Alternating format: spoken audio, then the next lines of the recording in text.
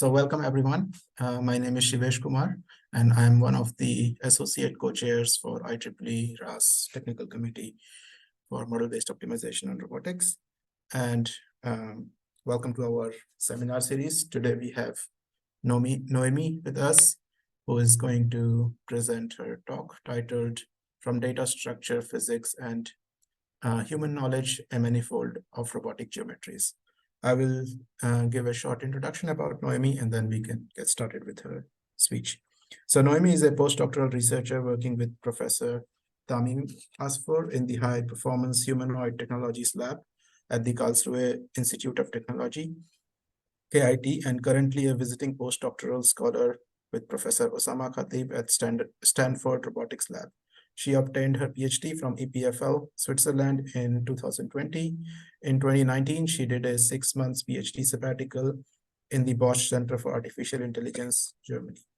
She obtained a master's in robotics and autonomous systems and a minor in computational neurosciences from EPFL in 2016, and a bachelor's in microengineering from EPFL in 2014. Noémie's research brings a novel Riemannian perspective to robot learning, optimization, and control by leveraging Riemannian geometry as inductive bias and as theory to provide some theoretical guarantees. She investigates data-efficient methods that build on geometric spaces and exploit the geometric information naturally arising in the robotic data. Her work focuses on skills learning via human demonstrations and adaptation techniques with geometry as a cornerstone. It spans various applications in the field of robot manipulation. So Noémie, the stage is yours. Thank you very much. Thank you very much for the kind introduction and also for the invitation. I'm really glad to be here today to talk to you a little bit more about robotic geometries.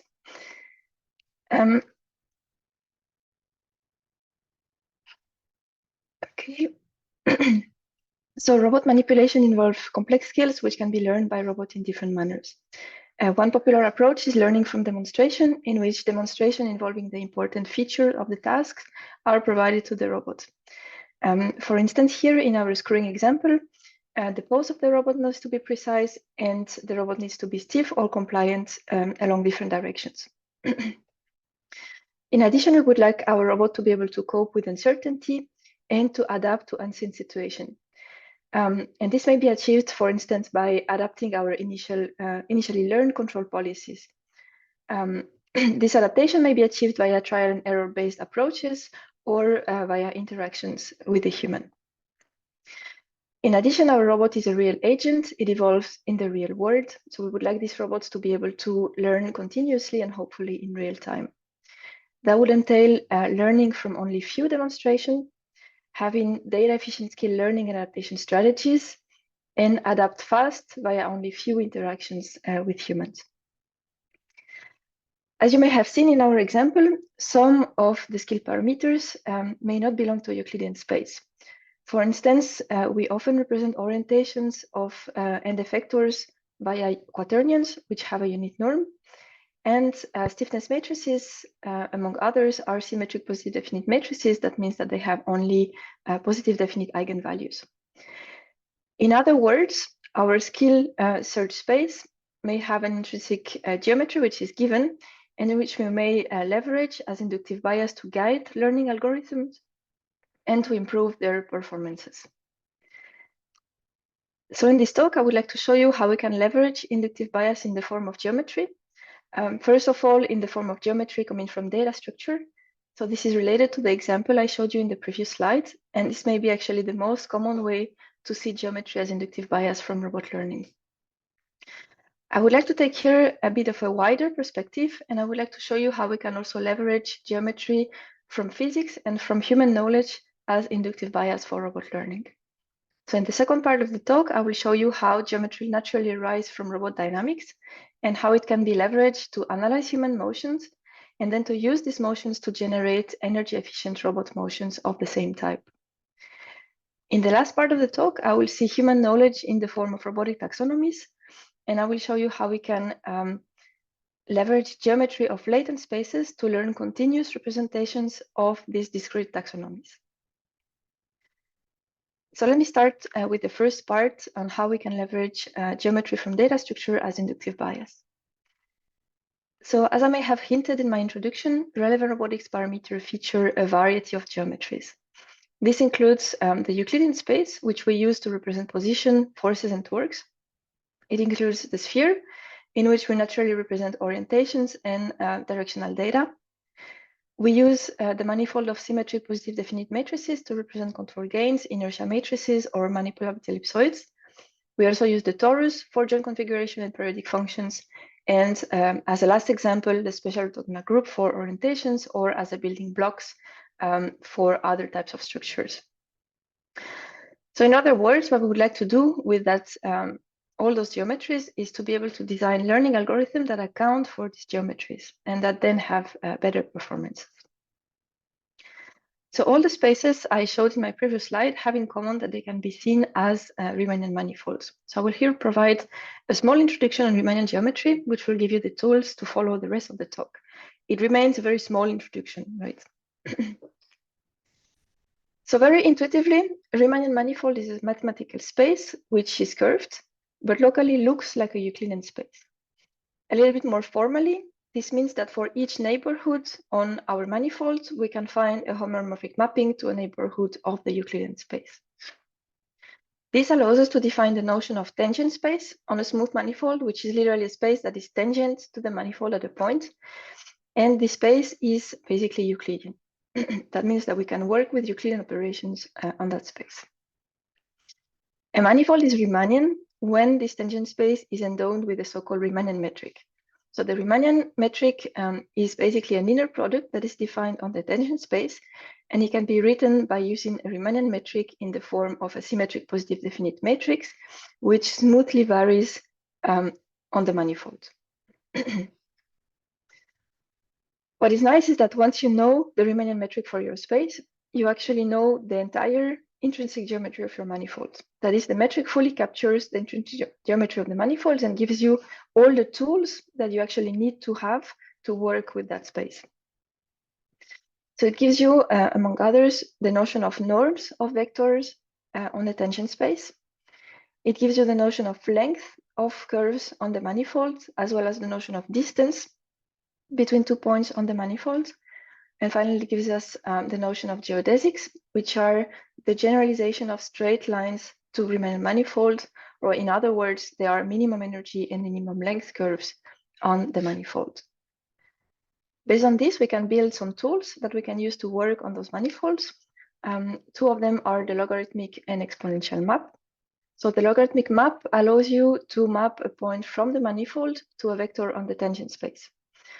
As the tangent space is Euclidean, once you have vectors there, you can actually work with those vectors with Euclidean operations.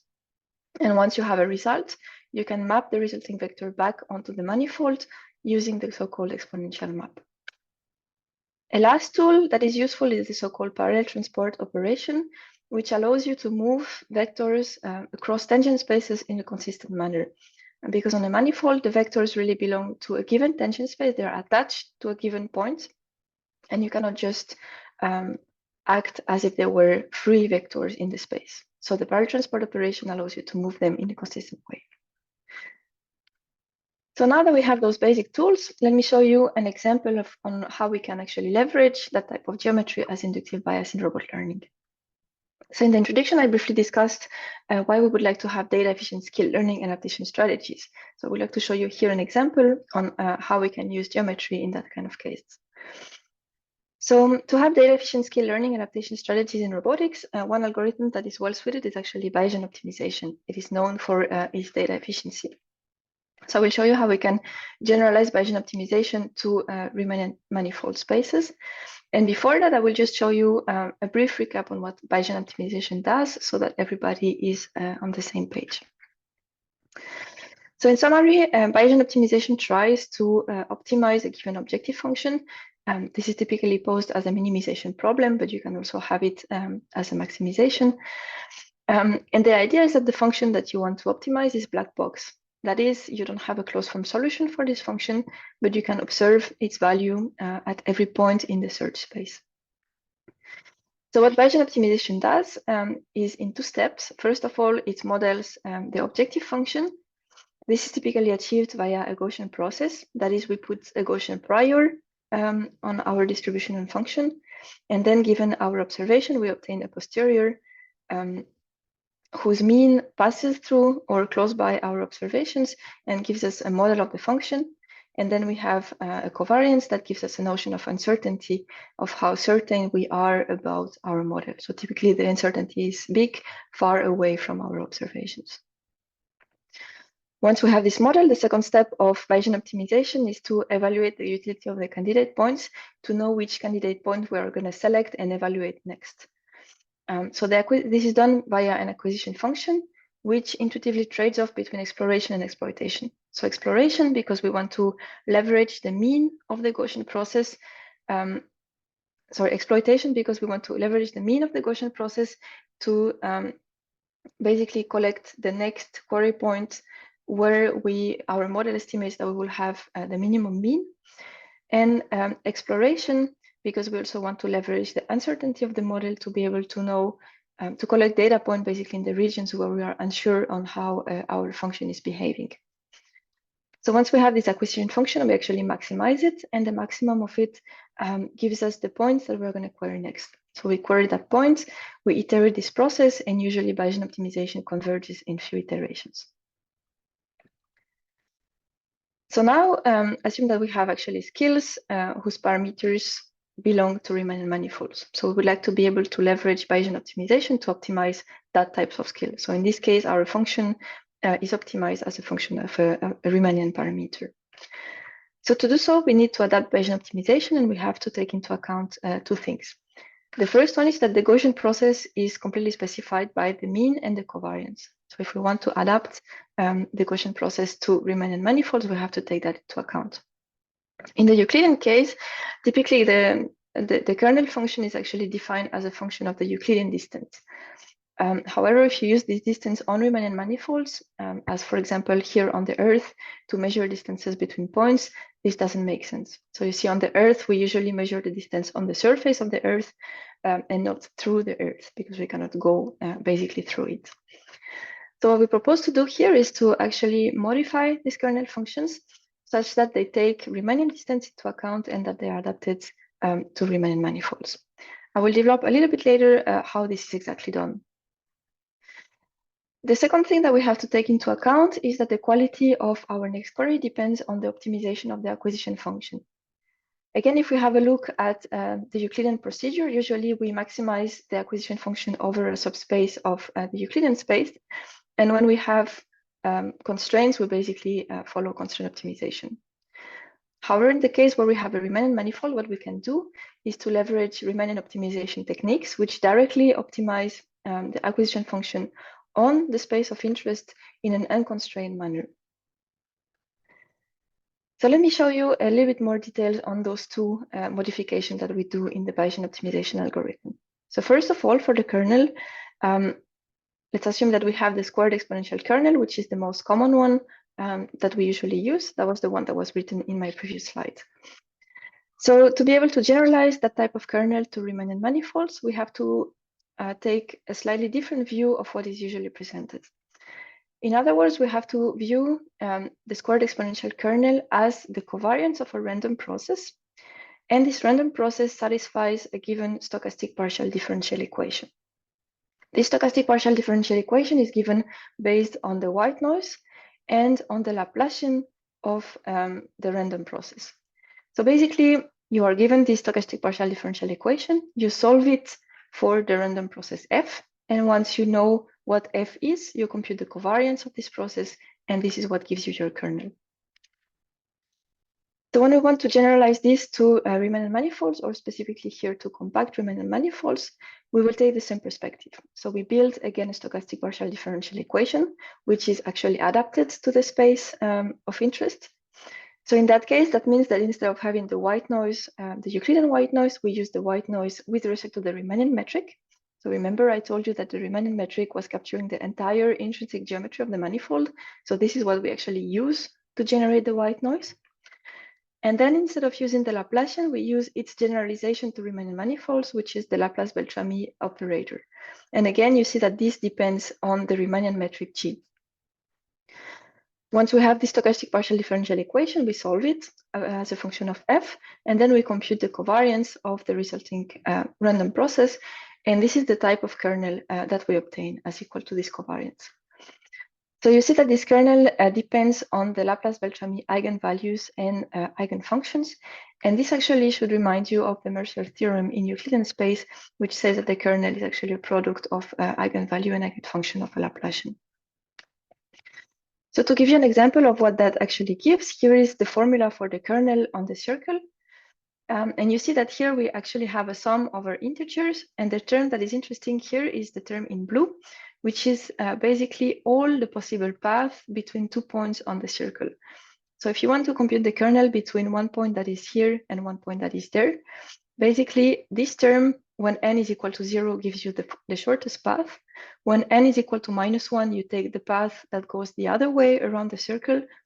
N is equal to +1, you do a full tour, plus a little bit, etc. So basically, this kernel takes into account all the possible paths that you have between two data points on the circle.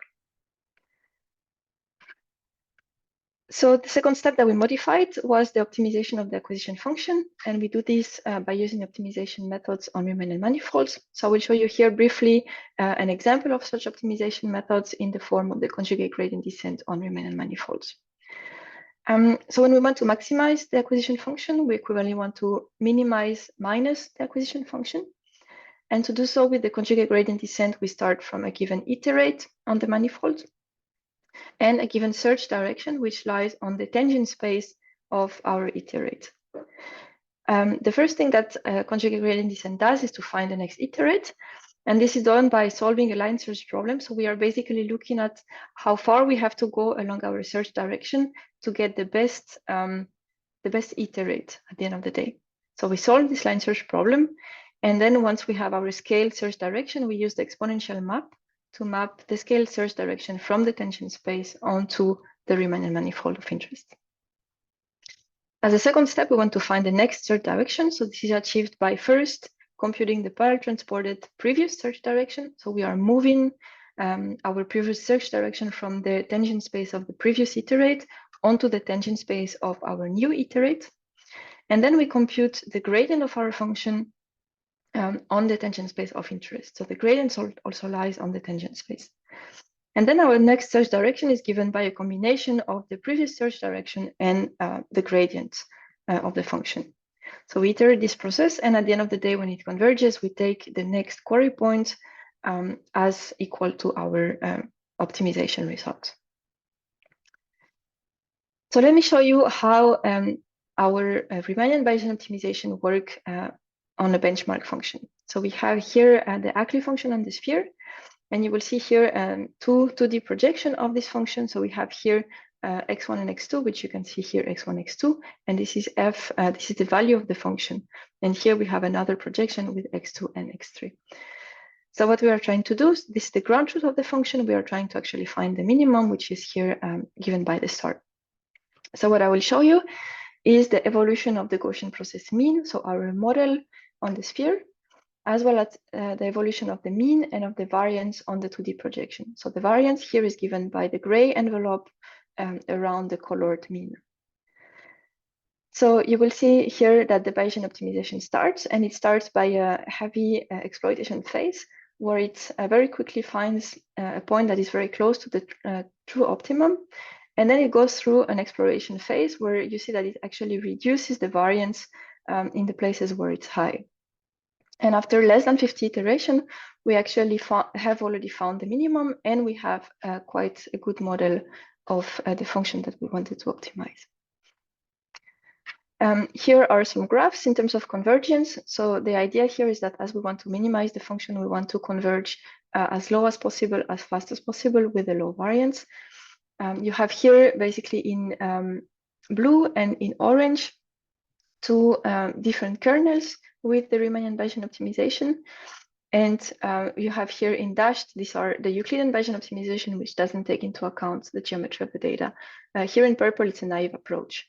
And you see that basically our Bayesian optimization on Riemann manifolds converges faster with better accuracy and lower solution variance compared to the Euclidean approach.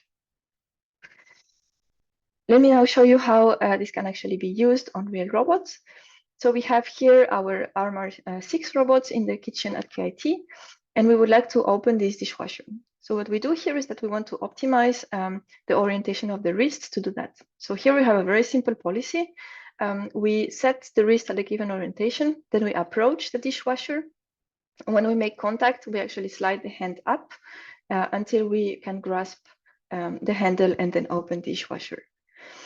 So we are trying to optimize the orientation of the wrist such that at the end of the run, we have a short distance with the door handle so that we can grasp it. We have low external forces. We don't want to have too high contact forces with the dishwasher. This is for safety, basically for the hand of the robot.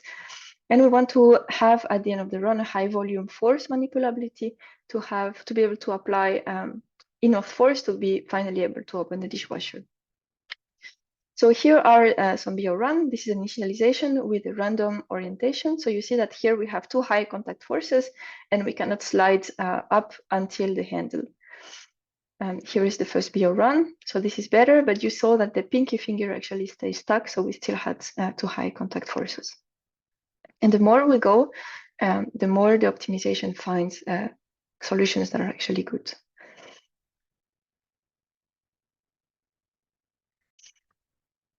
So here is the last run, and then you will see the final results after 15 iterations. And you will see that we have a policy that actually allows us to reach the door handle. We don't have too high external force, and we have finally enough manipulability to be able to apply forces to open the dishwasher. So to conclude the first part of my talk, I wanted to show you that by considering geometry arising from data structure as inductive bias for robot learning, we can reach faster convergence, better accuracy, lower solution variances in a learning algorithm. And on top of that, we actually design learning algorithms that are mathematically correct.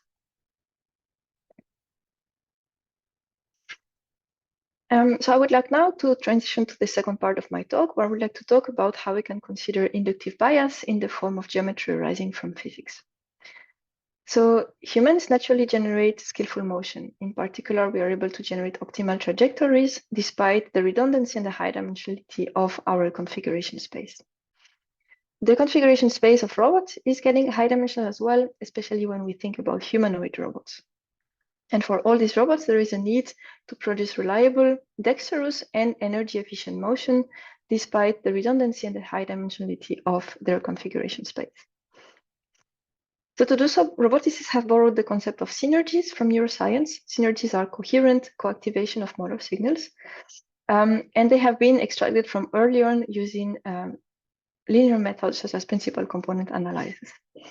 However, as those methods are linear, they disregard the intrinsic nonlinearity of robots' configuration space. More recently, they have been extracted using latent variable models, which are nonlinear, but they still are physically meaningless, and they don't take into account the intrinsic dynamics of our systems. So instead, what we'd like to do is to extract synergies, which are able to account for the robot dynamics. So to do that, we will actually see the configuration space of robots as a Riemann manifold. So remember, I told you that the Riemann manifold was fully explained via its Riemann metric. So if you know the Riemann metric, you know all the intrinsic geometry of your manifold. So what we do is that we see the space of joint angles as a Riemann manifold, and we endow that space with the so-called kinetic energy metric, in which the Riemann metric is equal to the mass inertia matrix of the system. And this gives us a manifold where trajectories are basically joint trajectories of the robot at hand.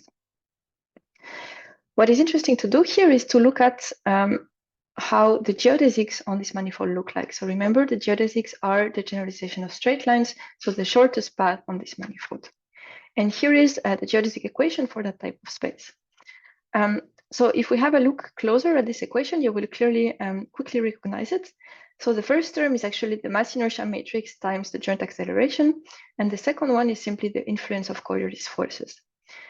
In other words, the geodesic equation is simply equal to the classical dynamic equation of motion, in which we don't have any external forces. That means that when we follow geodesics in that space, we follow passive and also minimum energy trajectories of the robot at hand. So the configuration space of humans can also be seen as a mechanical system. So we can also analyze human motion through the lens of geometry by considering a Riemannian configuration space. A classical hypothesis in human motion analysis is that human movements follow minimum effort path. And now if we translate this to a geometric language, we can simply say that human movements follow geodesics in the configuration space manifolds. So these hypotheses have been studied in the literature here by Bis and colleagues, who showed that point-to-point motion of a 4 degrees of freedom arm were following geodesics, and then generalized here to the classical geodesic synergy hypothesis, which takes the entire body into account. So what we wanted to do is to extend this hypothesis, and we said that complex human movements can be modeled as sequences of geodesic synergies. So we wanted to verify this hypothesis. So what we did is that given a human motion, we started by segmenting the motion into several geodesics or geodesic synergies.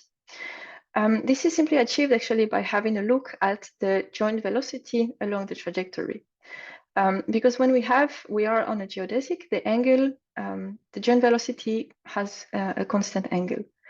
So what we did is simply that we took the initial joint velocity and we parallel transported it along the trajectory and compared it with the current joint velocity. And when the angle between those two vectors is small, it means that we are on the same geodesic. And when it gets bigger than the threshold, basically we have a new synergy, a new geodesic, a new segment. Once we have our segmentations, what we wanted to do is to actually check that the movement can be reconstructed as geodesic. So for each segment, we took the initial and the final part of it, we linked it by a geodesic, and we then compared the generated geodesic with the motion that we initially observed in the human. So let me show you some results. So we have here a human motion. This is the ground truth that we used as motion.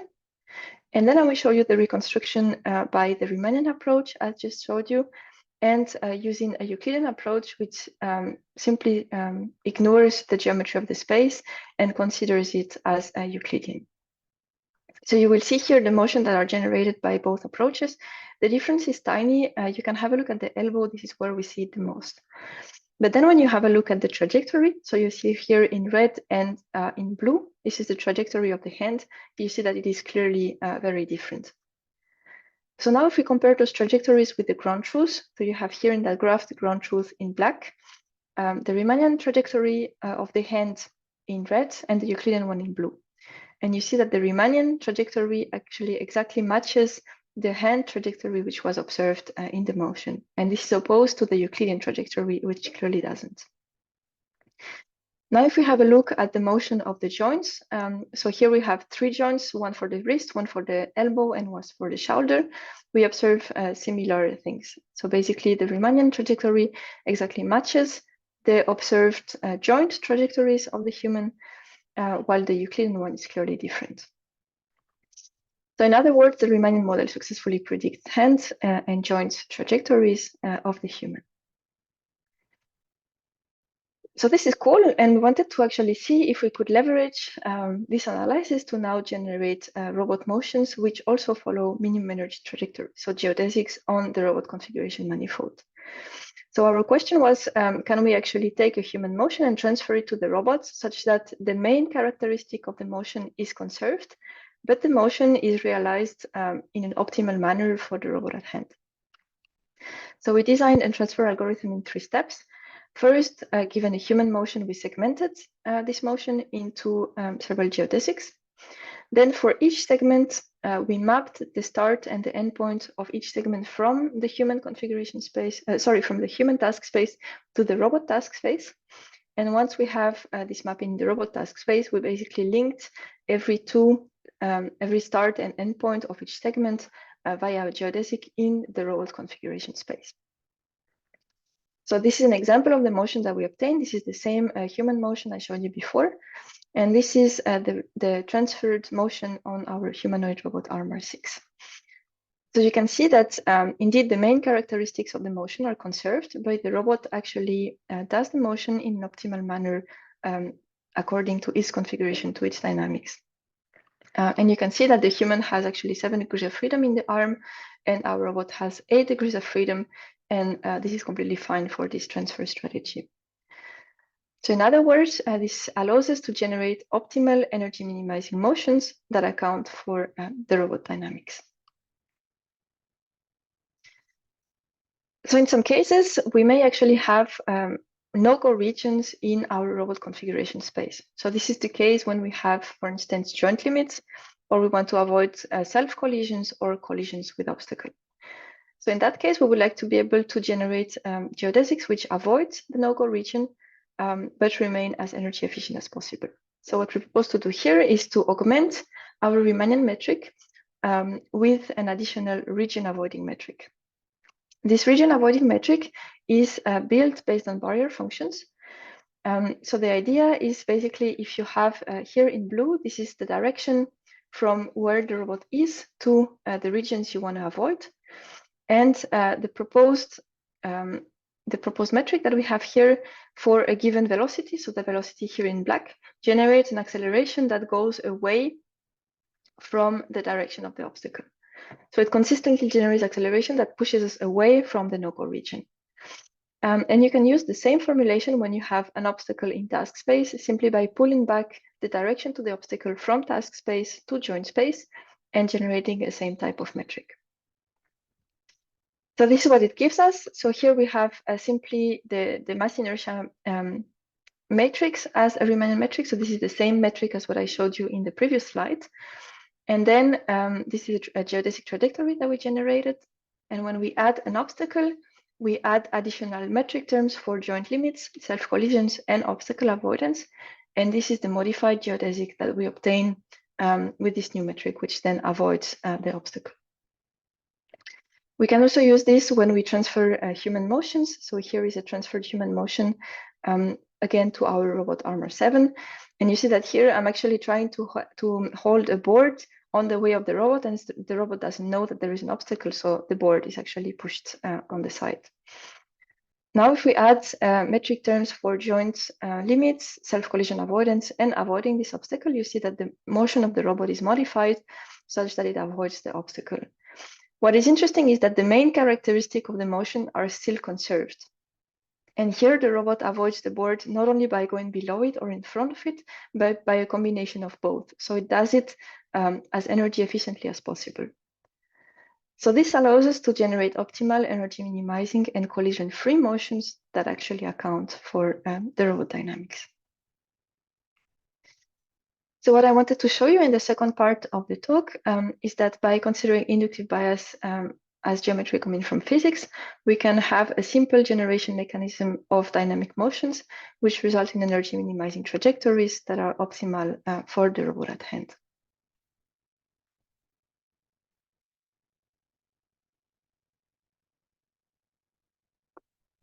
Okay, let me now move to the last part of my talk, where I would like to discuss how we can take geometry coming from human knowledge as inductive bias.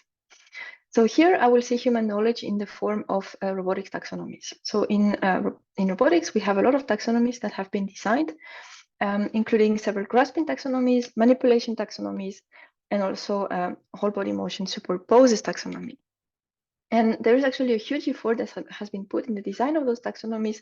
They contain a lot of relevant domain knowledge, but actually these taxonomies are rarely used beyond analysis purposes. And we believe that this is due to the fact that there is actually a lack of computational models that bridge the gap between the taxonomies and their data. So to explain what this gap actually is, let us have a closer look at robotic taxonomies. So robotic taxonomies are composed of two parts. The first part is a hierarchical structure. So this is typically a tree or a graph. It's a structure that is discrete. So here we have the example of the superposed taxonomy. And basically, this is a graph. And each node, as you can see here, is a set of contacts. So for instance, this is a 1 foot contact. Here you have a 1 foot, 1 hand contact, 2 feet contact, etc. And the transitions between those nodes are a single change of contact. So you add or you remove a contact. For instance, here we go from 1 foot contact to 2 feet contact. So this structure is basically a graph and it is discrete. And on the other hand, for our taxonomy, we actually have data which are associated to the different nodes. And so in the case of the superposed taxonomy, those data are actually joint configuration, so it's full human poses. And those data are in any case continuous, and very often they're actually heterogeneous and high dimensional. So we clearly have a gap between the discrete hierarchical structure of the data of the taxonomy and the continuous structure of the data. So what I would like to do is to bridge that gap by learning continuous representations of the data that capture the intrinsic hierarchical taxonomy structure. So in other words, what we'd like to do is to learn a latent representation such that basically the data, the continuous data that belong to the same node are grouped together in the latent representation, and that the distance between data that belong to different nodes are conserved in the latent representation. That means that we want to have typically a distance of 1 between the node 1 foot and 1 foot 1 head that we have here. And we also want to have the same distance between here the orange and the pink node. Here we have a distance of 2, and we also want to have a distance of 2 between the groups of data that are associated to that node. So this is cool. We can actually do that if we have only a few nodes. But when we have an entire taxonomy, this doesn't scale anymore. Why it doesn't? Simply because we don't have the volume to actually handle all those data. So if you see here, we embedded a tree in a Euclidean space, and you see that typically those two children, they have a common parent that is very far away in the tree, but they end up being very close to each other in the embedding. So basically, we cannot use the Euclidean space to embed such taxonomies. What can we do instead? We can leverage a space that is better suited for that kind of things. In that case, we leverage the hyperbolic space. So the hyperbolic space is the set of points whose norm is smaller than 1. And the space is actually ideal because the distances in hyperbolic space grow exponentially when we move far away from the origin. What that means is that when you have a look at here, this picture, the Escher circle limit 1, the area of the birds, of the black bird, are the same over the entire hyperbolic space. That is, the bird here that seems very big to us has exactly the same hyperbolic area than the bird that is here in the border and that for us looks really small. And because of that, the hyperbolic space is ideal to embed taxonomy. So you can actually very precisely embed trees and graphs in hyperbolic spaces. And in the case of taxonomies, it's actually good because the distances, the geodesic distance in the hyperbolic space almost match the distances between nodes that are like this in a tree. So here, the distance in the graph between the orange and the big node is very similar to the distance in the hyperbolic space between here, the pink group, and the orange group.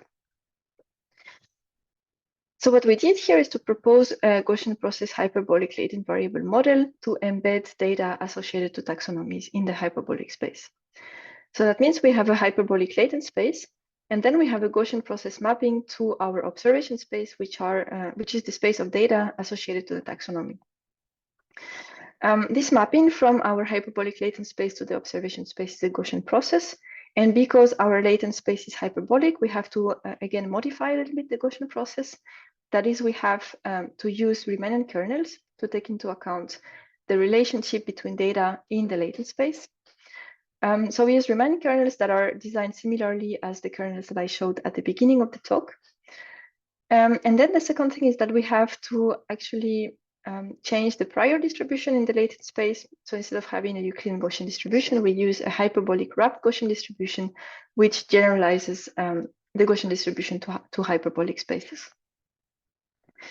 Finally, our embedding, so the points in the latent space xn, as they belong to the hyperbolic space, when we want to find those points, we actually optimize them via Riemannian optimization instead of via Euclidean optimization.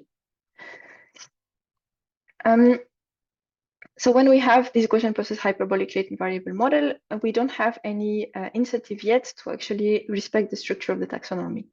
So to do so, we add a stress loss, which minimizes the difference between the distances that we observe in the taxonomy and the distances that we observe in our hyperbolic latent space.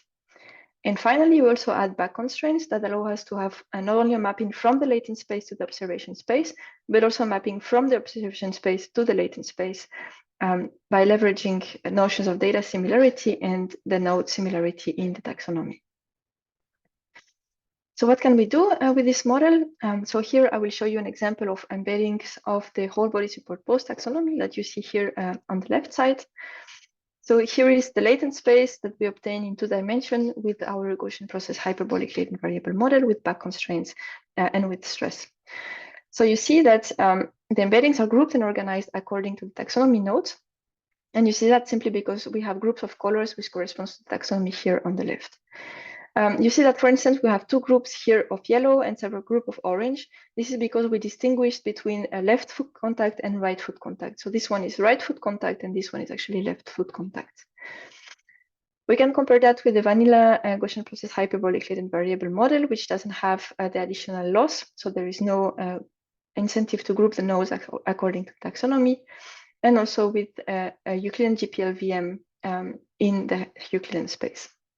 And in that case, when we compare the stress that we obtain in the 2 spaces, the hyperbolic version reaches a lower stress. That means it embeds better the notion of the taxonomy. What we can also do is to then encode unseen poses based on the back constraints and expand our taxonomy, again using the back constraints so that the new nodes actually lie at a reasonable distance of the other node of the taxonomy. And finally, by simply using geodesics in the hyperbolic latent space, we can generate motions. So here are a few examples. And so I think you can agree with me that those motions actually look quite realistic. And what we did was also to compare them with motion generated by vPoser, which is a state-of-the-art variational autocoder that is used for motion generation. And basically, our motion, I think, look as realistic as the motion generated by vPoser. And what is interesting here is that our model actually used 100 data points for training, while vPoser uses several millions. Let me show you a last example on another taxonomy. So here we have a grasping taxonomy by Esteval and al. Here is a tree with different grasps, and here is the embedding that we obtain. So again, you can see that the embeddings are grouped and organized according to the taxonomy. So for instance, those nodes are close together in the taxonomy, they are close together in the hyperbolic space, and far away from, for instance, the group of here yellow nodes, which are then in the other side of the hyperbolic space. When we compare it again to the Euclidean embedding, we see that we actually have, we reach much lower stress for the hyperbolic embeddings compared to the Euclidean one. And this is even more important than in the whole body support post taxonomy, because here we have a tree and the tree is perfectly embedded in a hyperbolic space. Again, we can have a look at motions that are generated by following geodesics in the latent space. And you see here that we have interpolation between 2 different grasps, which again look quite realistic. What is interesting here is that basically those data are hard to generate. So basically we can generate single grasp, but transition between grasps are hard to measure. So here we are able to generate hard to measure data. So what I wanted to show you in this last part is that by taking into account the geometry that comes from human knowledge, we are able to build taxonomy-aware latent embeddings that allow us to generate realistic motions with only few data points. So as conclusion, I wanted to show you that we can leverage geometry-based inductive bias coming from data structure. This allows us to have faster convergence, better accuracy, and lower solution variance. When we use geometry-based inductive bias in the form of physics, we can simply generate dynamic motions that lead to energy minimizing trajectories that are optimal for the robot at hand. And finally, in the last part, I showed you how we can actually leverage geometry from human knowledge to design continuous representations of human designed discrete structures, here in the form of taxonomies, that allows us to generate realistic motions with only few data. So I hope I convinced you that geometry is a powerful and expressive form of inductive bias for robot learning. So here are the references I showed you during the talk. And here is a link to a tutorial that we organized at AROS on geometric methods for robot learning optimization and control. And the second edition is coming back at ICRA, so you're all welcome to attend. Thank you very much. Yeah, thank you very much, Noémie, for this super nice presentation. I also want to thank you for using very nice graphics because it makes it easy to understand the complex mathematical ideas that are behind. So now we are opening the stage for questions. So you can simply raise your hand from the audience and ask, or you can also write your questions in the chat and I can ask. So while we wait for questions from the audience, maybe I can ask a question. So the example that you showed in the part 1 of your talk, which was with something to do with the dishwasher, I noticed that the underlying space that you were using was the space of quaternions, S3.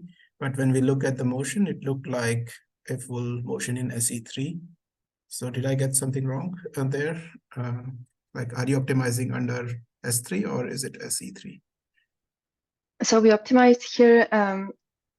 So it was the space of quaternion, and we actually optimized also the one dimension in R, which was the sliding of the hands. So left and right with respect to the handle of the dishwasher, if you want. So that was one dimension, and then we had actually a subspace of the space of quaternions because we didn't want to have any type of radiation, so we still constrained the space of interest. Okay, thank you.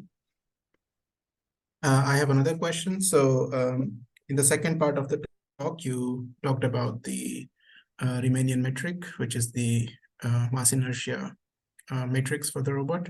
I was wondering, in those examples, how do you deal with external forces or the effect of gravity?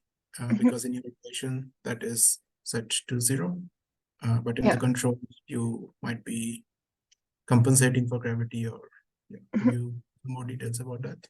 Yeah, sure.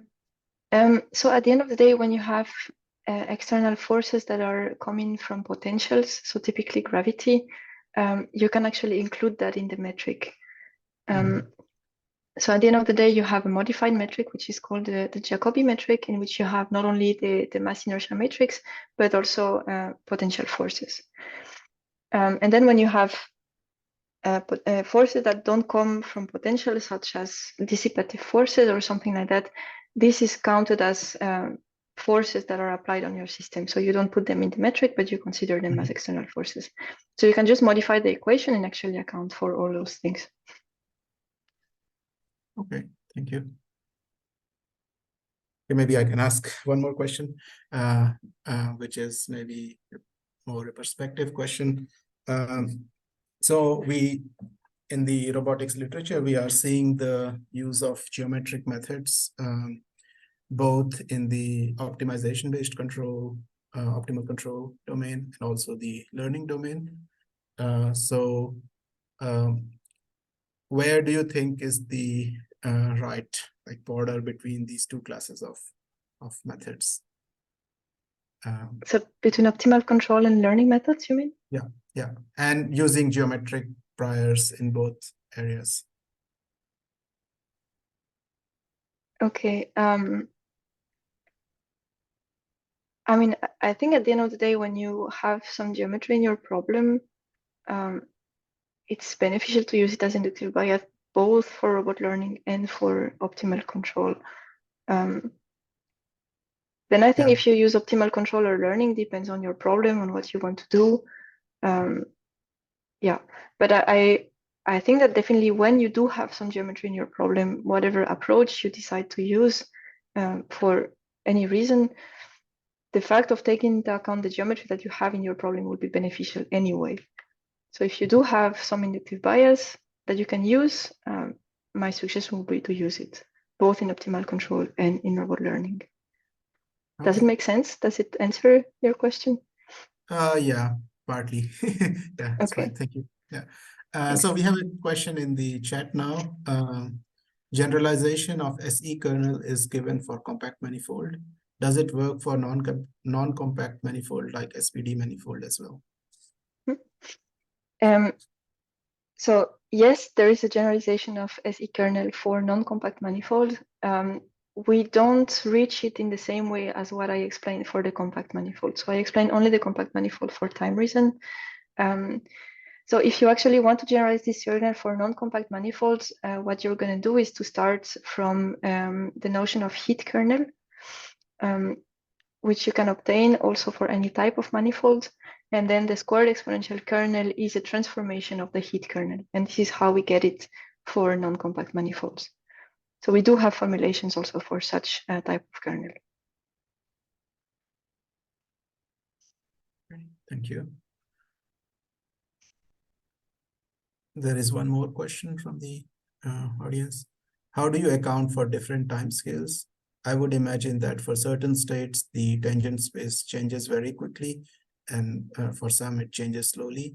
I would imagine this relates to timescale, control frequency. Can you comment?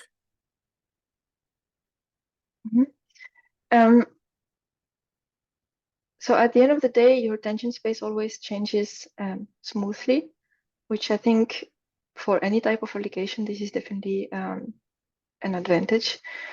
At the end of the day, how your tangent space, if you want, changes over the manifold depends on the geometry of your manifolds. So if you have some simple manifolds such as the sphere, basically the manifold is very uniform in its geometry. So the structure of the tangent space is very similar across the manifold. Then I think if you have a manifold whose geometry is changing rapidly, you may need to actually take smaller time steps in your control iteration, for example. But yeah, so I hope that answers. Thank you. Thanks. Maybe I have one more question. So in the second part of the talk, yeah, you work with this mass inertia matrix as the main metric. So that depends on the size of your configuration space. I was wondering what you think about extending these methods for soft robotics, because there you might have like infinite degrees of freedom. So your mass inertia matrix is way more complicated, right? So could you comment on that? So I have to say, I am not sure if you can use actually the same metric for soft robotics when you have infinite degrees of freedom. So this is something that probably will be actually very interesting, but it should be checked. I don't have an answer just out of my mind right now. So if you can use the same metric, I guess then you have to deal with the fact that you have an infinite number degree of freedom, or maybe you have to use another type of metric which is more adapted to the infinite number degrees of freedom and work in some way with that new metric. I'm not sure. Okay, thank you. So there is another comment, a question. In practice, each controller will be at a fixed frequency. So we would need to identify that a priori. Can you use the metric to identify which states need to be controlled at higher frequency and which not? That is reduced order model. So you can probably use the derivative of the metric to do this, which will give you at which rate your metric is actually changing.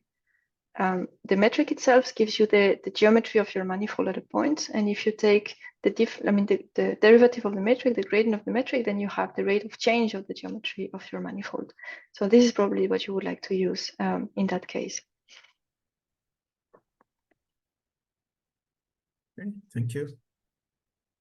Maybe there is time for one last question from the audience.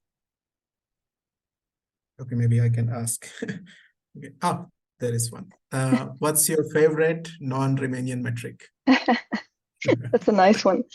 I'm getting slowly interested in Finster metric and in symplectic metrics. So I would say those for now. I will tell you that in a few years when I have gotten a little bit more into it. Okay, cool. Great. Yeah, so I guess there are no further questions. So yeah, I would like to thank you once again. And